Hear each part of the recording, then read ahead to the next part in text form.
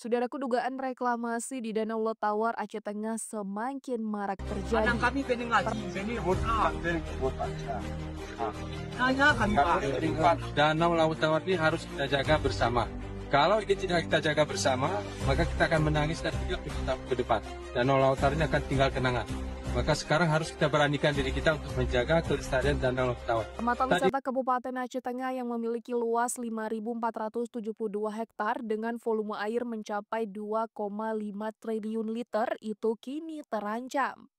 Akibat aktivitas reklamasi yang masif dan terus berlangsung di sepanjang kawasan Danau Lotawar.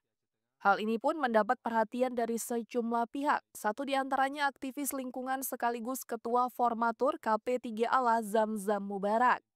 Ia meminta pemerintah segera melakukan audit menyeluruh, termasuk memeriksa dokumen lingkungan atas aktivitas penimbunan dan pembangunan kafe maupun homestay di sekitar danau. Penimbunan itu fakta tidak terbantahkan, tetapi di mana dokumen lingkungannya. Banyak usaha seperti kafe dan homestay yang tidak mengantongi dokumen lingkungan. Itu kewajiban pemerintah untuk menertibkan, tegas Zamzam Mubarak kepada tribungaya.com pada Senin 16 Juni 2025. Zamzam juga menyoroti proyek pembangunan pembangkit listrik tenaga air atau PLTA di kawasan hilir Danau Lotawar.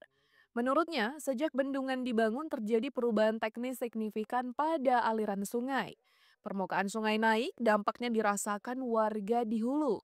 Sudah seharusnya PLTA membayar ganti rugi, ujar Jambu Barat. Dirinya juga menekankan pentingnya penataan kembali tata kelola Danau Lotawar. Saat ini tata kelola tersebut dinilai lemah dan membuka ruang pada praktik reklamasi liar serta perusakan lingkungan secara sistematis. Sementara itu, berdasarkan hasil investigasi yang dilakukan tribungayo.com mengungkap praktik penimbunan dilakukan secara sistematis, yakni di berbagai titik sepanjang danau yang dikelilingi 4 kecamatan, Bebesen, Lotawar, Kebayakan, dan Bintang. Fenomena mengkhawatirkan ini semakin mudah ditemukan di sepanjang bibir Danau Lotawar. Sejumlah pihak diduga mengklaim kepemilikan lahan dengan mengantongi sertifikat dan dokumen hak milik yang kemudian diperjualbelikan untuk kepentingan komersial. Potensi ekonomi dari sektor pariwisata menjadi daya tarik utama. Penimbunan di lokasi tersebut telah melampaui garis bibir danau. Terlihat jelas adanya kemajuan daratan yang tidak sesuai dengan kondisi alamiah. Perbandingan dengan area kiri dan kanan yang tidak mengalami penimbunan memperlihatkan perbedaan yang signifikan.